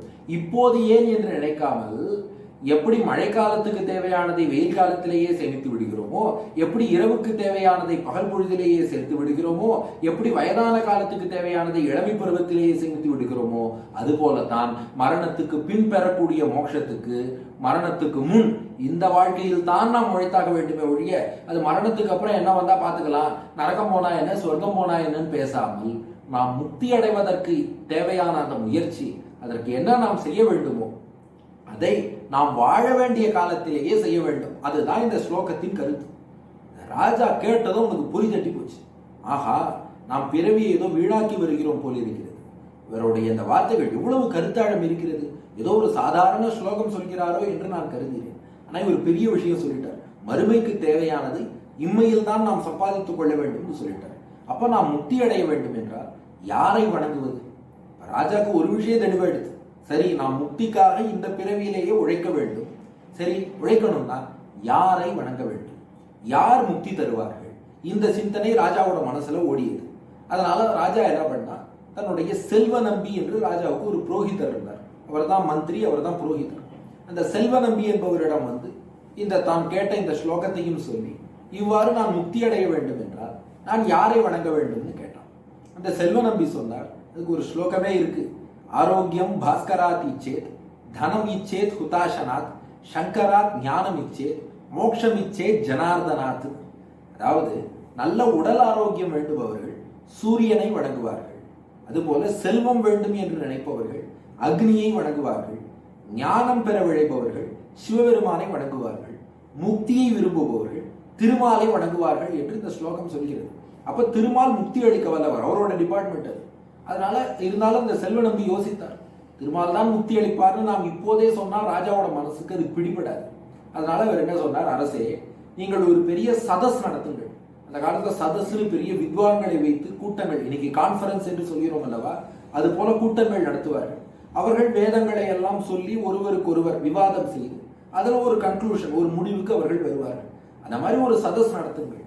வேத விற்பனர்கள் அவர்களுடைய கருத்தை அறிந்து கொள்ளலாம் என்று அந்த செல்வ நம்பி ஆலோசனை சொல்ல, ராஜாவும் அந்த சதஸ் வேதம் அறிந்த வேதமல்லார்கள் அனைவரும் வந்து வேதங்களை கொண்டே வாதம் செய்து வேத மந்திரங்களை மேற்கோளாக எடுத்துக்காட்டி யாரை வணங்கினால் முக்தி பெறலாம் என்பதை சொல்லட்டும் என்று ராஜா அறிவித்தார். ராஜாவினுடைய அறிவிப்பு வந்தது. அவனுடைய அந்த தோரண தூண்ல ஒரு பொன் முடிப்பு, பொற்கிழி என்று அந்த காலத்திலே சொல்வார்கள், அந்த பொற்கிழி பொன் முடிப்பு, அதை கட்டி வச்சான் ராஜா. வித்வான்கள் வந்து வேதங்களை எல்லாம் சொல்லி இங்கே வாதம் செய்யட்டும், அவர்கள் சொல்லக்கூடிய தீர்ப்பை ஏற்கிறேன். அதிலே தலை சிறந்த வித்வானாக யார் ஒருவர் சரியாக வேதங்களை எடுத்து சொல்லி யாரை வணங்கி முக்தி பெறலாம் என்பதை சொல்கிறாரோ அவருக்கு இந்த பொன் முடிப்பு பொற்கிழியை பரிசாக தருகிறேன் என்றும் ராஜா அறிவித்தார். அதுபோல எத்தனையோ வித்வான்கள் வேதம் கற்றவர்கள் எல்லாரும் வந்தார்கள், ஒவ்வொருவரும் வாதம் செய்தார்கள். ஆனா என்னன்னா, அத்தனை பேர் வந்தாலும் அவர்களுக்குள்ளேயே பல முரண்பாடுகள், அவர்களுக்கே பல குழப்பங்கள். அதனால இந்நிலையில ராஜாவுக்கு ஒரு சரியான ஒரு முடிவு என்பது இவர்களுடைய வாதங்களிலே எட்டவில்லை. இந்த நிலையில தான் ஸ்ரீவில்லிபுத்தூர்ல கோவில் கொண்டிருக்கும் பெருமாள் வடபத்திரசாயி, அவர் நம்முடைய விஷ்ணு சித்தர், பெரியாழ்வார் என்று பெயர் பெறப்போகிற விஷ்ணு சித்தர், அவருடைய கனவிலே தோன்றினார். அவர்கிட்ட பெருமாளே சொன்னார், நீ மதுரையில் உள்ள பாண்டியனுடைய அரசவைக்கு சென்று வேத மந்திரங்களை எல்லாம் சொல்லி நான் தான் முக்தி அளிக்க வல்லவன், நானே பரம்பொருள் என்பதை நிலைநாட்டி விட்டு வா என்று பெரியாழ்வாரிடம் சொன்னார் அந்த வடபத்திரசாயி பெருமாள். ஆனால் பெரியாழ்வார் அந்த பெருமாள்கிட்டயே கேட்டாரா, அடியனுக்கு அவ்வளவு தூரம் அத்தனை வேதங்களும் தெரியாது. அவர் எஜுர்வேதத்தை சேர்ந்தவர், அதனால் ஸ்வசாக்கை என்று சொல்வார்கள். அவர்கள் வேதத்துல எந்த பிரிவில் ஒவ்வொருவரும் பிறந்திருக்கிறார்களோ அந்த வேத பகுதியை தான் கற்றிருப்பார்கள். அதுதான் நியதியும் கூட. நாம் ஒரு பிரிவில் பிறந்திருக்கோம்னா அந்த பிரிவைத்தான் முதலில் கற்க வேண்டுமே ஒழிய இன்னொருத்தரோட பிரிவு வேதத்தை போய் நாம் கற்கக்கூடாது. நம்மளோட படிச்சு முடிச்சாச்சுன்னா வேணா அடுத்தவரோட பிரிவுக்கு போகலாமே ஒழிய, மற்றபடி முதல்ல நம்முடைய சாக்கை என்று எது இருக்கிறதோ அந்த ஸ்வசாக்கையை தான் கற்க வேண்டும். அதனால அவர் சொன்னார், என்னுடைய சாக்கை தானே அடியனுக்கு தெரியும், மற்ற வேதங்கள்லாம் அடியனுக்கு ஒன்றும் தெரியாது. அப்படி இருக்கும்போது அனைத்து வேத வாக்கியங்களையும் சொல்லி அங்கே போய் வாதம் பண்ண வேண்டும் என்றால் அது என்னால் இயலாத காரியம் என்று சொன்னார் விஷ்ணு சித்தர். நான் பெருமாள் சொன்னாராம், இப்படி சொல்லிவிட்டாயே, நான் உன்னை போகத்தானே சொன்னேன், உன் நாவிலிருந்து நான் அல்லவோ வாதம் செய்ய போகிறேன், நீங்க அங்க போற அவ்வளவுதான், உன்னுடைய நாவிலிருந்து நான் வாதம் செய்வேன். எதை போலன்னா, அன்று வால்மீகி முனிவர் ராமாயணம் எழுதினாரே, ராமன் நின்றது, நடந்தது, சென்றது, வந்தது, இது அனைத்துமே பிரம்மாவை தூண்டி அவர் மூலமாக வால்மீகியை நான் எப்படி எழுத வைத்தேனோ அது போலத்தான் உங்களுடைய நாவில் நானே அமர்ந்து கொண்டு வேத வாக்கியங்கள் அனைத்தையும் சொல்ல வைக்க போகிறேன். அதனால இதை பத்தி நீங்க ஒன்றும் கவலைப்பட வேண்டாம், ஒட்டுமொத்த வேத ஞானத்தையும் இப்போதே உங்களுக்கு அருள்கிறேன். நீங்க ஆச்சாரியன் மூலமாக கற்ற வேத பகுதி ஒரு புறம், மீதமுள்ள வேத பகுதிக்கு என்னென்ன ஞானங்கள் இருக்கும் அந்த வேத பகுதிகளின் ஞானத்தையும் இப்போதே உங்களுக்கு அருள்கிறேன், நானே பேசி உங்களுக்கு வெற்றியும் தேடித் தருகிறேன் என்று பெருமாள் சொல்ல, அடுத்த நாள் காலை இவர் மதுரையில அந்த பாண்டியனின் அரசவைக்கு செல்கிறார். ஒரு கங்கையில் வெள்ளம் பொங்கி வருவது போல, கங்கை வெள்ளம்ங்கிறது நார்த் இந்தியாவில தான் வரும், முதன் முறையாக மதுரைக்கு கங்கா வெள்ளம் வந்தது. எப்படி வந்ததுன்னா, பெரியாழ்வாருடைய அந்த பேச்சின் பிரவாகம். அப்படி அத்தனை வேத வாக்கியங்களை எடுத்து சொல்கிறார், வேதாந்தங்கள் உபனிஷத்துக்கள் எடுத்து சொன்னார். அதற்கு இணையாக உபபிரமணங்களான இதிகாச புராணங்கள், ஸ்மிருதிகள், அவற்றிலிருந்து பிரமாணங்களை எடுத்து காட்டினார். அத்தனை எடுத்து காட்டி திருமாலை வணங்கி முக்தி பெறலாம், அப்ப இந்த பிறவி என்பது நாம் முக்தி அடைய பயன்படுத்திக் கொள்ள வேண்டும், திருமாலை வணங்கி முக்தி பெறலாம் என்பதை நன்கு நிலைநாட்டினார். பெரியாழ்வார் விஷ்ணு சித்தர் அங்கே பேசி முடித்த அளவிலே ராஜா கட்டி வைத்திருந்தானே பொற்கிழி, அது தானே அவிழ்ந்து விஷ்ணு சித்தருடைய மடியில் வந்து விழுந்து விட்டது. பார்த்து ராஜா பிரமிச்சு போயிட்டான், என்னுடைய சந்தேகத்தை நீங்கள் தான் தீர்த்து வைத்தீர்கள் என்று பெரியாழ்வார அப்படி கொண்டாடினான். ஏற்கனவே பார்க்கிறோம், ஏற்கனவே ஒரு வேதம் கற்ற ஒரு அந்தணர் இதே மதுரையில பொற்கிழி கிடைக்கலன்னு வருத்தப்பட்ட கதையும் ஒன்று இருக்கு. அது என்ன அப்படின்னா, தர்மி என்ற அந்த புலவர், அவர் பொற்கிழி தனக்கு கிடைக்கும் என்று ஆசைப்பட்டார். 1000 பொற்காசு செண்பக பாண்டியன் அனௌன்ஸ் பண்ணியிருந்தான். ஆனா அந்த பாண்டியனுடைய சந்தேகத்தை தர்மியால தீர்த்து வைக்க முடியல, பொற்கிழியும் பெற முடியவில்லை. அதுல சுந்தரேஸ்வரர் திருவிளையாடலும் விளையாடினார் என்பதையும் பார்க்கிறோம். அதுவும் அதே மதுரையில அந்த பாண்டிய சபையில் நடந்த சம்பவம் தான். ஆனா இப்ப அதே மதுரையில அதே பாண்டிய சபையில அந்த தர்மிக்கு ஏற்பட்ட குறை, யாரோ ஒருத்தர் இப்படி பொற்கிழி பெறாமல் போய்விட்டாரு என்ற குறை நீங்கும்படியாக இப்போது பெரியாழ்வார் வந்தார். அந்த பாண்டியன் வல்லபதேவன் அறிவித்திருந்த பொற்கிழி தானே வந்து இவருடைய மடியிலேயே விழுந்து விட்டது. அது மட்டும் இல்ல, ராஜா பார்த்தான், இப்பேற்பட்ட என்னுடைய சந்தேகத்தை இவர் தீர்த்திருக்கிறாரே, அதனால இவரை கௌரவிப்பதற்காக யானை மேல அம்பாரியில இவரை அமர்த்தி ஊர்வலமாக ராஜ மரியாதையோடு சங்கு உள்ளிட்ட வாத்தியங்கள் எல்லாம் முழங்க ராஜ மரியாதையோடு விஷ்ணு சித்தரை அழைத்து வந்தார் பாண்டியன் வல்லபதேவன். இதை வைகுண்டத்திலிருந்து பெருமாள் பார்த்துட்டு இருக்கார். ஆஹா, நம்முடைய பக்தன் நம்முடைய அருளால் இன்னைக்கு இப்பேற்பட்ட வெற்றி பெற்று விட்டாரு, வெற்றி பெற்ற நம்முடைய பக்தனுக்கு நாம் போய் காட்சி அளிக்க வேண்டும் என்று கருதினார் நாராயணன். அதனால பெருமாள் ஸ்ரீதேவி பூதேவியையும் அழைத்து கொண்டு கருட வாகனத்திலே வைகுண்டத்திலிருந்து புறப்பட்டு மதுரைக்கு வந்து அங்கே பெரியாழ்வாருக்கு காட்சி தந்தார். ஆஹா, பெருமாளே வந்து எதிரே நிற்கிறார். நம்மன்னா பெருமாள் வந்தா நிறைய பிரார்த்தனை லிஸ்ட் வச்சுட்டு இருக்கோம், இதெல்லாம் முதல்ல பெருமாள்கிட்ட கேட்டு வாங்கிடணும். எனக்கு ஆஃபீஸ்ல டபுள் ப்ரொமோஷன் வரணும், பசங்கள்லாம் +2 நல்லா பாஸ் ஆகணும், நல்ல மார்க் வாங்கணும், அதே மாதிரி நமக்கு பிடிக்காத எது விட்டு பையன் ஃபெயில் ஆகணும், இந்த மாதிரி பல பிரார்த்தனைகள் நாம் முன்வைப்போம் இறைவனிடத்துல. ஆனா இறைவன் வந்து நேரே பெரியாழ்வாருக்கு காட்சி தருகிறார். அப்போ பெரியாழ்வார் என்ன பண்ணார்னா, இதனால் தான் இவர் பெரிய ஆழ்வார் என்று போற்றப்படுகிறார். இறைவனே நேரில் வந்து காட்சி தந்தார். அப்ப என்ன பண்ணார், பெருமாளை பார்த்து சொன்னார், பெருமாளே இது கலியுகம் ஆச்சு, நீ இப்படி வெளியில வரலாமா? ஊர்ல மக்கள்லாம் எவ்வளவு தூரம் பொல்லாத கண்கள், யாராவது கண்ணெச்சில் உன்மேல் போட்டு விட்டால் என்ன செய்வது? இறைவனுக்கு போய் கண்ணெச்சில் ஏற்படுமா? இறைவன் என்பவன் எல்லாத்துக்கும் அப்பாற்பட்டவனாச்சே, நம்முடைய கண்ணெச்சில் போய் இறைவனை பாதிக்குமான்னா, அதாவது பக்தியின் முதிர்ந்த நிலைன்னு ஒண்ணு இருக்கு.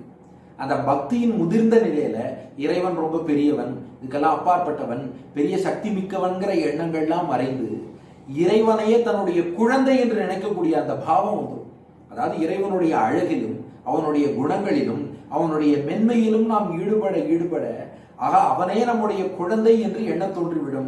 அப்ப நம்முடைய குழந்தை வெளியில போனா நாம் அலோவ் பண்ணுவோமா? ஐயோ வெளில போகாதடா, கண்ணெச்சில் போட்டுடுவோம். அது போல பெருமாளே வெளியில வர ஐயோ கண்ணீச்சி போட்டுட்டா என்ன பண்ணுவேன், இந்த லோகம்லாம் பொல்லாத உலகம், யாராவது திருஷ்டி போட்டா என்ன பண்றது? அதனால் பெருமாளுக்கே பல்லாண்டு பாடுகிறார் பெரியாழ்வார். பல்லாண்டு பல்லாண்டு பல்லாயிரத்தாண்டு பல கோடி நூறாயிரம் மல்லாண்ட தின்தோள் மணிவண்ணா உன் சேவடி செவ்வி திருக்காப்பு என்று வந்த பெருமாளுக்கு பல்லாண்டு பாடி பேக் பண்ணி திருப்பி அனுப்பி வச்சுட்டார். பல்லாண்டு நீ நல்லா இருக்கணும், நீ இப்படி எல்லாம் வெளியில வராத, கண்படுமே பிறர் கண்படுமே, நீ வெளியே வரலாமா, உன் கட்டழகான மேனியை ஊரார் கண்ணுக்கு தரலாமா, அதனால பெருமாளே நீ தயவு செய்து வைகுண்டத்துக்கே திரும்பி செல் என்று அனுப்பினார். அதனாலதான் மணவாள மாமுனிகள் சாதிக்கிறார், இவர் தான் பெரிய ஆழ்வார். ஏன்னா மற்ற ஆழ்வார்களும் இறைவனை பாடியிருக்கிறார்கள், ஆனா இவருக்கோ இறைவன் மேல எப்படித்தான் ஒரு பரிவு. அவனே வந்து காட்சி தர வந்தாலும் கூட ஆஹா நான் இறைவனையே நேரில் கண்டுவிட்டேன் என்று நம்ம பெருமையா வெளியில சொல்லிப்போம், இல்லை இறைவன்ட்டு நம்முடைய பிரார்த்தனையை தான் முன்வைப்போம். ஆனா இவரோ வந்த இறைவனையே இல்ல யாராவது மேல திருஷ்டி தோஷம் கண்ணீச்சி போட்டா என்ன பண்றதுன்னு சொல்லி அனுப்பி வைத்தாரே. அதனாலதான் மங்களாசாசனத்தில், மங்களாசாசனம்னா பல்லாண்டு பாடுதல், மங்களாசாசனத்தில் மற்றுள்ள ஆழ்வார்கள் தங்கள் ஆர்வத்தளவுதான் அன்றி பொங்கும் பரிவாலே வில்லிபுத்தூர் பட்டர்பிரான் பெற்றான் பெரியாழ்வார் என்னும் பெயர். இவருடைய இதே பொங்கும் பரிவை தான் பின்னாடி இந்த ஆழ்வார்கள் வழியில் வந்த ஆச்சாரிய பரம்பரையில் நடாதூர் அம்மாள் என்ற ஆச்சாரியரிடம் நாம் காண்கிறோம். காஞ்சிபுரத்துல அத்திவரதர் கோவில், அத்திவரதர் ரொம்ப பிரசித்தியானவர், எல்லாருக்கும் தெரியும். நடாதூர் அம்மாள் வாழ்ந்தது 12-13ஆம் நூற்றாண்டு. அப்போ இப்போ அனந்த சரஸ்ல இருக்க அத்திவரதர் தான் அப்போது கருவறையிலே வரதராஜ பெருமாள் கோவிலே எழுந்தருளி இருந்தார். அந்த அத்திவரதர் முன்னாடி நடாதூர் அம்மாள் எழுந்தருளி இருந்து வேதம் படித்துக் கொண்டிருக்கிறார். அப்போ ராத்திரி ஒரு 8:45 மணி அர்ச்சகர் சூடான பாலை பெருமாளுக்கு நிவேதனம் செய்வதற்காக கொண்டு சென்றார். அதை பார்த்தார் நடாதூர் அம்மாள். நடாதூர் அம்மாள் என்பவர் பெண்மணி அல்ல, ஆண் தான். அவருக்கு உண்மையில் வாத்ஸ்ய வரதகுரு என்றுதான் பெயர். இந்த வரதகுரு என்பவர் அர்ச்சகர் பால் கொண்டு போவதை பார்த்தார். சூடான பாலா இருக்கு, இங்க கொடுங்கன்னு கேட்டார். அர்ச்சகர் சொன்னார், இது பெருமாளுக்கான பால், உங்களுக்கு இல்லைன்னார். நான் இந்த வரதகுரு சொன்னார், நான் எனக்காக இந்த பாலை கேட்கல, பால்ல இருந்து புகை போவதே தெரிகிறது, இவ்வளவு சூடான பாலை கொண்டு போய் நம்ம அத்திவரதருக்கு கொடுத்தா அந்த வரதனுடைய நாக்குக்கு சுட்டுடாதான்னு வரதகுரு கேட்டார். அர்ச்சகர் சிரித்தார். இல்லையே, நீங்கள் வேதம் படித்துக் கொண்டிருக்கிறீர்கள், இந்த வேதத்துலதான் இந்த பெருமாளுடைய நாக்கிலேருந்து தான் அக்னி வந்ததுன்னே சொல்லியிருக்கு, அக்னியை உருவாக்கின பெருமாளுடைய நாக்குக்கு சுடுமான்னு கேட்டார். அப்போ வரதகுரு பதில் சொன்னாராம், அது இறைவனுடைய பெருமையை நோக்கும் போது சரி அவனுடைய நாக்கிலேருந்து தான் அக்னி வந்தது, சுடாது, இதெல்லாம் நமக்கு புரியும். ஆனா இங்க நமக்காக வந்து நம்முடைய குழந்தை போல இங்க அத்திவரதன் எழுந்தருளி இருக்க, நாம் அவனை குழந்தை போல பார்த்துக்கணும். அதனால இப்படிப்பட்ட சூடான பாலையெல்லாம் கொடுக்க கூடாது. அவனுடைய அழகு, அவனுடைய மென்மை, அவனுடைய எளிமை உள்ளிட்ட இந்த குணங்களை பாருங்கள். இப்பேற்பட்ட எளிமையான இந்த பெருமாளுக்கு சூடான பாலை கொடுக்க இருக்க மனசூர்மா இங்க கொடுங்கன்னு கேட்டார். அந்த பாலை ஆத்தினார். ஒரு தாய் எப்படி தன்னுடைய குழந்தைக்காக பாலை ஆட்டி அதுக்கப்புறம் கொடுப்பாள், அது போல பாலை ஆத்திட்டு இப்ப போய் பெருமாள் கொடுங்கள்னார். அம்மா என்ற ஒரு ஒலி கேட்டது. எங்கிருந்து ஒலி வருகிறது? சுற்றி முற்றி பார்த்தார்கள். பார்த்தா அத்திவரதர் தானே தன்னுடைய வாயால அம்மா என்று இந்த வரதகுருவை அழைத்திருக்கிறார். பெருமாள் சொன்னாராம், என்னை எல்லாரும் இத்தனை நாட்கள் வெறும் பொம்மை என்று நினைத்துக் கொண்டு எனக்கு சூடான பாலையே தந்தார்கள். இன்று நீங்க தான் தாய் அன்போடு, ஏன்னா பெருமாள் தான் உலகத்துக்கு தாயும் தந்தையுமாக இருக்கிறார், அவருக்கு தாய் யாரும் கிடையாது. ஆனால் எனக்கு தாய் போல எனக்கு இன்று பாலை நீங்கள் ஆத்தி கொடுத்திருக்கிறீர்கள், அதனால நீங்கள் தான் எனக்கு தாய் என்று சொன்னதால் அந்த வரதகுரு என்ற பெயரே மறைந்து நடாதூர் அம்மாள், அவருக்கு ஊர் நடாதூர், பெருமாளே அம்மான்னு அழைத்துட்டார். அதனால இனியும் அவரை பெயர் சொல்லி அழைப்பது கூட முறையில்லை என்பதால் அவருக்கு நடாதூர் அம்மாள் என்றே பெயர் வந்தது. அது போலதான் இங்கே விஷ்ணு சித்தர் இவர் பெருமாளுக்கே பல்லாண்டு பாடிட்டார். அதனாலதான் மக்கள் பார்த்தார்கள், இப்பேற்பட்ட மகானை பேர் சொல்லி அழைக்கலாமா? அதனால இவர் ஆழ்வார், ஏன்னா பக்தியில் ஆழ்ந்து விட்டார்கள். ஆழ்வார்கள் என்று ஏன் அவர்களை சொல்கிறோம்? பக்தியில் ஆழ்ந்து இருக்கிறார்கள், நம்மையும் ஆழ வைக்கிறார்கள், அதனால் ஆழ்வார்கள் என்கிறோம். அதுலயும் இவரோ இறைவனுக்கே பல்லாண்டு பாடி அவன் அண்ணா இருக்கணும்னு பாடிட்டார். அதனால இவர் ரொம்ப பெரியவர். அதனால அங்கே எப்படி வரதகுரு என்ற பெயர் மறைந்து அவர் நடாதுர் அம்மாளாக ஆனாரோ, அது போல இவருக்கும் விஷ்ணு சித்தர் என்ற பெயர் மறைந்தது. பெரியாழ்வார் பெரியாழ்வார் என்றே அனைவராலும் இவர் கொண்டார். பெரியாழ்வார் 2 பிரபந்தங்கள் பாடினார்.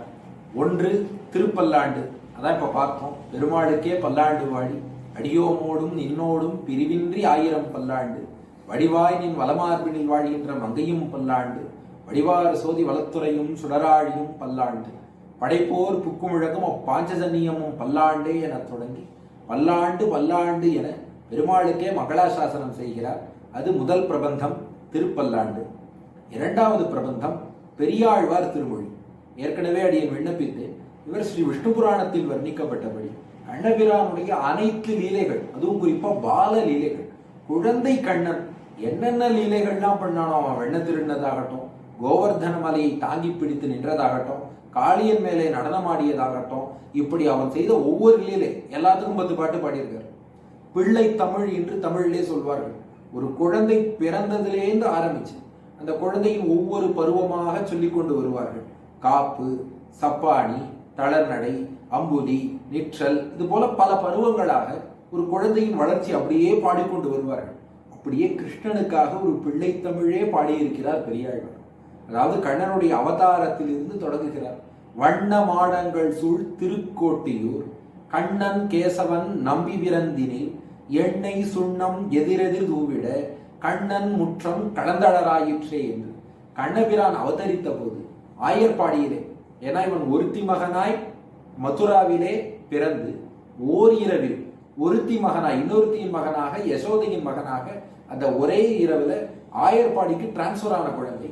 அடுத்த நாள் காலை ஆயர்பாடியில் பார்த்த மக்கள் எல்லோரும், ஆகா, நம்முடைய தலைவரான நந்தகோபருக்கு ஆண் குழந்தை பிறந்திருக்கிறதே என்று அவர்கள் என்ன பண்ணாலாம், எண்ணெய் சுண்ணாம்பு ஒவ்வொன்றையும், இன்னைக்கு ஹோலி பண்டிகை என்று வடநாட்டிலே கொண்டாடுவது போல ஒருவர் மீது ஒருவர் தூவிக்கொண்டு அவர்கள் எல்லாம் கொண்டாடுகிறார்கள். அதான் வண்ண மாடங்கள் சூழ் திருக்கோட்டியூர் கண்ணன் கேசவன் நம்பி பிறந்தினில் எண்ணெய் சுண்ணம் எதிரெதிர் தூவிட கண்ணன் முற்றம் கலந்தளராயிற்றே என்று வண்ண பொடிகளை எல்லாம் தூவிக்கொண்டு அவர்கள் கண்ணனுடைய அவதாரத்தை கொண்டாடுகிறார்கள் என்று கண்ணனுடைய பிறப்பை பாடினார். மேலே அவனை தொட்டிலில் கிடத்துகிறார்கள், அதை பாடுகிறார். மாணிக்கம் கட்டி வைரமிடை கட்டி ஆணி பொன்னால் செய்த வண்ண திருத்தொட்டில் பேணி உனக்கு பிரமன் விடுதந்தார் மாணிக்குரலனே தாலேலோ வையமளந்தானே தாலேலோன்னு கண்ணனை தொட்டிலே படுக்க வைத்து அவனுக்கு தாலேலோ என்று தாலாட்டும் பாடுகிறார்.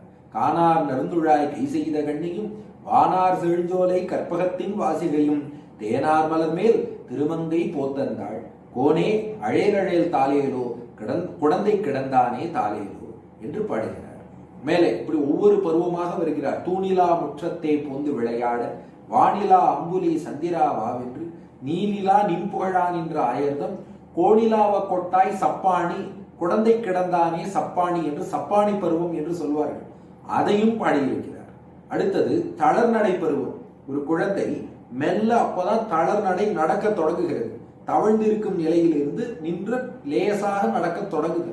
அதை பாடுகிறார்.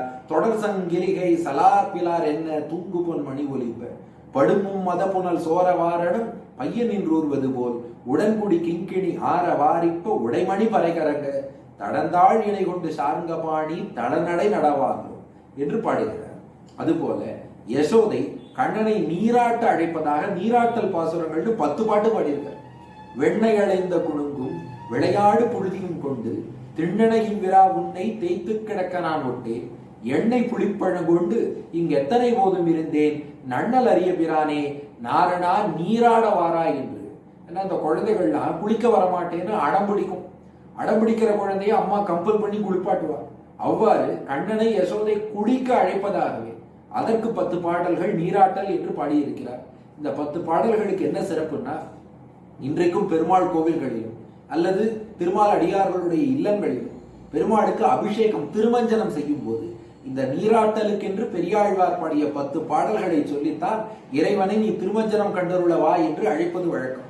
அப்படி 10 பாடல்கள் பாடினார். அதுபோல பூச்சூட்டல், அதாவது நிறைய பூக்கள்லாம் நான் கொண்டு வந்திருக்கிறேன், நீ சூட்டிக்கொள்ள வா என்று கண்ணனை யசோதை அழைப்பதாகவே, அதாவது யசோதையின் பாவத்திலேயே பெரியாழ்வார் நிறைய பாடல்கள் பாடியிருக்கிறார். அப்படி யசோதை கண்ணனை பூச்சூட்டி கொள்ள அழைக்கிறாளும். குடங்கள் எடுத்தேற விட்டு கூத்தாட வல்லவன் கோவே மடங்கொள் மதிமுகத்தாரை மால் செய்ய வல்லவன் மைந்தார் இடந்திட்டு இரணியன் நெஞ்சை இரு பிளவாக முன்கீண்டாய் குடந்தை கிடந்தவன் கோவே குறுக்கத்தி பூச்சூட்ட வாராய் என்று பூச்சூட்டவா செண்பக மல்லிகையோடு செங்கழு நீர் இருவாட்சி எண்பகப் பூவும் கொடர்ந்தே என இப்படி 8 விதமான பூக்கள் கொண்டு வந்திருக்கிறேன், இவற்றை நீ சூட்டிக் கொள்ளவா. இப்படி கண்ணனுடைய ஒவ்வொரு பருவங்கள் என்ன, அவன் செய்த லீலைகள் என்ன, அவன் எப்படி எந்தெந்த வீட்டுல எல்லாம் போய் வெண்ணெய் திருடினா, எந்தெந்த வீட்டுல போய் பால் திருடினா, அதெல்லாமும் பாடியிருக்கார். அதுவும் இந்த ஆயர் பெண்கள்லாம் யசோதையிட்ட வந்து புகார் சொல்கிறார்கள். டெய்லி நந்தகோபன் வீட்டை பார்த்தா நிறைய பெண்கள் வரிசையில் நிற்பார்கள். எதற்குன்னா கண்ணனை பத்தி புகார் சொல்ல. ஒவ்வொரு பெண்ணும் வந்து யசோதைட்ட சொல்றாளாம். முதல் பெண் சொல்றா, பாலை கறந்து அடுப்பேற வைத்து பல்வளையாள் என் மகள் இருப்ப மேலையகத்தே நெருப்பு வேண்டி சென்று இறைப்பொழுதாங்கே பேசி நின்றாள். சால கிராமம் உடைய நம்பி சாய்த்து பருகிட்டு போந்து நின்றாள். என்னுடைய மகள் இருக்கிறாளே, வீட்டுல அப்பதான் பாலை கறந்து அந்த அடுப்புல வச்சா அடுப்பு மூட்டுறதுக்கு நெருப்பு குச்சி இல்லை, அதனால பக்கத்து வீட்டில் வாங்கி வரலாம் என்று சென்றாள். அல்லது அந்த காலத்துல ஒரு வழக்கம் உண்டு, யாராவது ரொம்ப ஆச்சாரமா அக்னிஹோத்திரம் செய்பவர்கள் இருந்தால் அவர்களிடம் இருந்து அக்னி வாங்கி வந்து அதில் தங்கள் வீட்டு அடுப்பை பத்த வைப்பது என்ற வழக்கமும் உண்டு. அவ்வாறு நெருப்புக்காக பக்கத்து வீட்டுக்கு சென்றார். அந்த டைம் கிருஷ்ணன் உள்ள பூந்து அந்த பாலை குடிச்சிட்டு போயிட்டான் அப்படின்னு சொல்றான். இன்னொருத்தி சொன்னாலாம், கண்ணல் லட்டுவத்தோடு சீடை காரள்ளின் உண்டை இவை கலந்திட்டு என்னகம் என்று நான் வைத்து போந்தேன், இவன் புக்கு அவற்றை பிரித்தி போந்தான். அந்த பெண்ணோட வீட்லயாவது வெறும் பாலோட போச்சு. எங்க காலத்துல பார்த்தா கரும்பு, லட்டு, சீடை, எள்ளுருண்டை எல்லாம் பண்ணி வச்சிருந்தோம், அத்தனையும் திருடின்னு போயிட்டான். இன்னொருத்தி சொன்னாலாம், இல்லம் புகுந்து என் மகளை கூவி கையில் வளையை கழற்றி கொண்டும் கொல்லையில் நின்றும் கொடர்ந்து விற்ற அங்கொருத்திக்கு அவளை கொடுத்து நல்லன நாவல் பழங்களை வாங்கி நான் அல்லேன் என்று சிரிக்கின்றான். என் வீட்டுக்குள்ள பூந்து என் பொண்ணு அணிஞ்சிட்டு இருந்த தங்க நகை, தங்க வளையல், அதை கழட்டின்னு போய் அதை நாகப்பழக்காரிக்கு கொடுத்து நாகப்பழம் வாங்கி இந்த கிருஷ்ணன் சாப்பிட்டான். இப்படி இவன் என்னென்ன விஷமெல்லாம் பண்ணாலும் அதையெல்லாம் புகாராக இந்த பெண்கள் வந்து சொல்வதாகவும் பாடல்கள் பாடியிருக்கிறார். இந்த பெரியாழ்வார் திருமொழியில நிறைவாக திருவேங்கடமுடையான்ட்ட பிரார்த்திக்கிறார். சென்னியோங்கு தன் திருவேங்கடமுடையான் உலகு தன்னை வாழ நின்ற நம்பி தாமோதரா சதிரா என்னையும் என் உடமையையும் சக்கர பொறிவொத்தி கொண்டு இன்னருளே புரிந்திருந்தேன் இனியன் திருக்குறிப்பே என்று தொடங்கி நிறைவான திருமொழி அதை பாடுகிறார். அதுல சொல்றார், பெருமாள் என்ன பண்ணிட்டாராம், இப்பேற்பட்ட பக்தி பெரியாழ்வாருடைய உள்ளத்துல இருக்கே, அதாவது ஒரு தாய் பாசங்கிறது ரொம்ப வசதியும், அதை விட அதிகமான பாசம் இறைவன் நம்ம மேல காட்டுறான். ஆனா இறைவனையே தனக்கு குழந்தையாக கருதி அந்த இறைவன்கிட்டயே இவர் காட்டக்கூடிய அந்த தாய்ப்பாசத்தை பார்த்து அந்த பெருமாள் என்ன பண்ணிட்டாராம், பார்க்கடலையே வெக்கேட் பண்ணி ஆதிசேஷனோடும் மகாலட்சுமியோடும் அப்படியே பார்க்கடலை வெக்கேட் பண்ணிட்டு பெரியாழ்வாருடைய உள்ளத்திலேயே வந்து குடிகொண்டு விட்டான். பனிக்கடலில் பள்ளிகோளை பழகவிட்டு ஓடி வந்து என் மனக்கடலில் வாழவல்ல மாயமனாட நம்பி தனிக்கடலே தனிச்சுடரே தனி உலகே என்றென்று உனக்கிடமாய் இருக்க என்னை உனக்குறித்தாக்கினையே என்றும் பாடுகிறார் பெரியாழ்வார். அது மட்டும் இல்ல, இவருடைய பெரியாழ்வார் திருமொழியை பாடுபவர்களுக்கு என்ன பலன் ரொம்ப அழகா சொல்லியிருக்கார். வேயர் தங்கள் குலத்துதித்த விட்டு சித்தன் மனத்தே கோயில் கொண்ட கோவலனை கொழுங்குளிர் முகில்வண்ணனை ஆயரேற்றை அமரர் கோவை அந்தனர்தம் அமுதத்தினை சாயை போல பாடவல்லார் தாமும் அணுக்கர்களே. அதாவது பாடவல்லார் தாமும் சாயை போல அணுக்கர்களே புரிஞ்சுக்கணும். சாயின்னா சாயா, சாயானா டீன்னு அர்த்தம் இல்லை, இந்த இடத்துல சாயானா நிழல்னு அர்த்தம். அதாவது இந்த பெரியாழ்வாருடைய திருமொழியை யாரெல்லாம் பாடுகிறார்களோ அவர்களும் சாயை போல அணுக்கர்களே, அதாவது நம்முடைய நிழல் எப்படி நம்ம விட்டு பிரியாம கூடவே வருமோ அது போல இறைவனுக்கே நிழல் போன்றவர்களாக ஆகி, நிழல் எப்படி நம்மை விட்டு பிரியாதோ அது போல அவர்களும் இறைவனை விட்டு பிரியாமல் இருந்து கொண்டு எப்போதும் அவனுக்கு தொண்டு செய்து கொண்டே இருப்பார்கள் என்று பாடுகிறார். அதே போலதான் திருப்பல்லாண்டுக்கு பலன் சொல்லும் போது பெரியாழ்வார் பாடிய இந்த திருப்பல்லாண்டு அதை யாரெல்லாம் சொல்கிறார்களோ அவளுக்கு என்ன பலன்னா, பல்லாண்டு என்று பவித்திரனை பரமேட்டியை சார்கமென்னும் வில்லாண்டான் தன்னை வில்லிபுத்தூர் விட்டு சித்தன் விரும்பிய சொல் நல்லாண்டென்று நவின்றுரைப்பார் நமோ நாராயணாயவென்று பல்லாண்டும் பரமாத்மனை சூழ்ந்திருந்தேத்துவர் பல்லாண்டே. இந்த பல்லாண்டை சொல்பவர்களுக்கு என்ன பலன்னா, அவர்கள் வைகுண்டத்துக்கு சென்று பல்லாண்டுகள் அங்கேயே இருந்து இறைவனுக்கு பல்லாண்டு பாடிக்கொண்டே இருப்பார்கள் என்று பலஸ்ருதி சாதிக்கிறார் பெரியாழ்வார். ஆக இப்படிப்பட்ட 2 பிரபந்தங்களை அவர் அருளியிருக்கிறார். பேர்பட்ட பெரியாழ்வாருடைய ஏற்றத்தை கண்ட பூமி தேவி இவருக்கு மகளாக வந்து தான் பிறக்க வேண்டும் என்று அவளே ஆசைப்பட்டாள். அதனால்தான் ஒரு நாள் ஆடி மாதம் பூர நட்சத்திரத்தன்று பெரியாழ்வாருடைய நந்தவனத்தில் ஸ்ரீ விஷ்ணுசித்த குலநந்தன கல்பவல்லி ஸ்ரீ ரங்கராஜ ஹரிச்சந்தன யோக திருஷ்யா சாக்ஷாத் க்ஷமாம் கருணையா கமலாமிவான்யம் கோதாம் அனன்ய சரணா சரணம் பிரபத்தியேன்னு வேதாந்த தேசிகன் பாடியபடி விஷ்ணுசித்த குலநந்தன கல்பவல்லியாக பெரியாழ்வாரின் திருக்குமாரத்தியாக இவருடைய நந்தவனத்திலே துளசி செடிக்கு அடியிலே சாக்ஷாத் பூமி தேவி இவரது திருக்குமாரத்தியாக வந்து அவதரித்தாள். அந்த குழந்தையை கையில் எடுத்த பெரியாழ்வார் அவளுக்கு கோதை என்று பெயரிட்டாள். அவள்தான் ஆண்டாளாகி அரங்கனையே ஆண்டாள். அந்த ஆண்டாளை அரங்கனுக்கே மணமுடித்தும் தந்தார் பெரியாழ்வார். அவரே அதையும் பாடுறார். ஒரு மகள் தன்னை உடையே உலகம் நிறைந்த புகழால் திருமகள் போல வளர்த்தேன் செங்கண்மால் தான் கொண்டு போனான் என்று தானே தன்னுடைய ஒரே மகளை வளர்த்து பெருமாளுக்கென்றே அர்ப்பணித்த அந்த வரலாற்றை இவரே பாடியிருக்கிறார். வேதாந்த தேசிகனதான் வியந்து கோதாஸ்துதியில சாதிக்கிறார். தாத்தஸ்துதே மதுபித ஸ்துதிலேஷவஷ்யாத் கருணாமிருதைஹி ஸ்ருதி சதைஹி அனவாப்த பூர்வம் துவன் மௌலிகந்த சுபகாம் உபகிருத்திய மாலாம் லேபே மகத்தர பதானுகுணம் பிரசாதம். இப்படி ஆண்டாள் அவள் கூந்தலில் சூடிக்களைந்த மாலையை பெரியாழ்வார் கொண்டு போய் பெருமாளுக்கு சமர்ப்பித்தார். அதனாலேயே பெரிய ஆழ்வார்னு பெருமாளே இவருக்கு பட்டம் கொடுத்து விட்டார் போலும் என்று அனுபவிக்கிறார். இப்படி ஆழ்வார்களுள் பெரியவராக, அதாவது நாம் எல்லாம் கூழாங்கல் மாதிரின்னா ரிஷிகள் சிகரம் போல, அந்த ரிஷிகளே கூழாங்கல் மாதிரி ஆழ்வார்கள் சிகரங்கள் போல என்னும்படியாக அவர்களுடைய ஏற்றம். ஆனா மற்ற ஆழ்வார்களே கூழாங்கல்லாக்கி தான் ஒரு சிகரமாக தனித்து திகழ்ந்தவர். தன்னுடைய பொங்கும் பரிவினாலே மிக பெரியவராக போற்றப்படக்கூடியவர். நிறைவில் தன்னுடைய மகளான ஆண்டாளை பெருமாளுக்கே திருக்கல்யாணம் பண்ணி கொடுத்து பெருமாளுக்கே மாமனாருங்கிற ஸ்தானம், அதாவது மாமனாருக்கு குரு ஆச்சாரியனுக்கு ஈக்குவல் ஸ்தானம் உண்டு.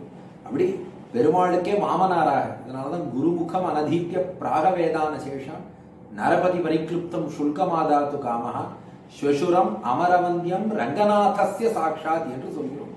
ரங்கநாதனுக்கே மாமனாராக ஆகிறார்னா அப்ப பெருமாளை காட்டிலும் பெரிய ஸ்தானத்தை பெற்று விட்டாரே. அப்பேற்பட்ட பெரியாழ்வாராக இன்றும் நம்முடைய மனங்களிலே அவர் எழுந்தருளி இருந்து நமக்கும் அவருக்கு இருந்த அந்த உயர்ந்த பிரேமை, அந்த பக்தி, ஞானம் அவற்றையெல்லாம் நமக்கும் அனுகிரகம் பண்ணி கொண்டு இருக்கிறார் பெரியாழ்வார். அந்த பெரியாழ்வாருடைய திருவடிகளுக்கு நாம் பல்லாண்டு பாடுவோம். நல்ல திருப்பல்லாண்டு நான் மூன்றோன் வாழியே 461 நமக்குரைத்தான் வாழியே சொல்லறிய ஆணிதனில் சோதி வந்தான் வாழியே தொடைசூடி கொடுத்தாள் தொழுந்தமப்பன் வாழியே செல்வ நம்பி தன்னை போல் சிறப்புற்றான் வாழியே சென்று கிழியறுத்து மால் தெய்வம் என்றான் வாழியே வில்லிபுத்தூர் நகரத்தை விளங்க வைத்தான் வாழியே வேதியர்கோன் பட்டர்பிரான் வேதினியில் வாழியே. நன்றி, வணக்கம். பெரியாழ்வாருடைய அவதாரத்திலிருந்து தொடங்கி அவருடைய வாழ்க்கையில் நடந்த முக்கியமான சம்பவங்கள் அனைத்தையும் குறிப்பிடும் விதமாக ஒரு ஜிஸ்ட் மாதிரி தொகுத்து சான்ஸ்கிரிட்ல அடியேன் ஒரு பாடல், நாராயணத்தே நமோ நமோ என்ற அன்னமாச்சாரியார் பாடலோட அந்த டியூன்லயே அடியன் சான்ஸ்கிரிட்ல எழுத அதை ஸ்ரீமதி ஸ்வேதா வரதபிரசாத் அவர்கள் இசையோடு பாடியுள்ளார்கள். அதை நாம் இப்போது கேட்டு மகிழ்வோம்.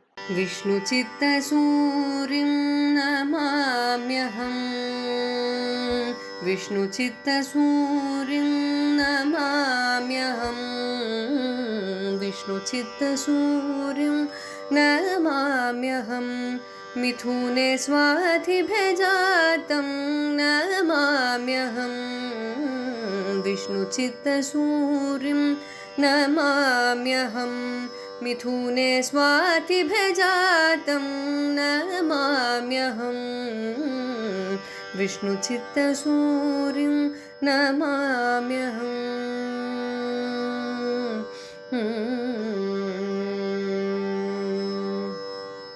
श्रुतिगत बहुविध महातसारज्ञं नरपति परिक्लिप्त शुल्कग्रहम् श्रुतिगत बहुविध महातसारण्यं नरपति परिक्लिप्त शुल्कग्रहम् मधुसूदन पदभक्ति सागरौ मधुसूदन पदभक्ति सागरौ मङ्गलशासनकारकं वन्दे मङ्गलशासनकारकं विष्णुचित्तसूरिं नमाम्यहम्. सुगन्धकसुमस्रजा त्वया सुपूजितो देवो भूतवज्जामाता सुगन्धकसुमस्रजा त्वया सुपूजितो देवो भूतवज्जामाता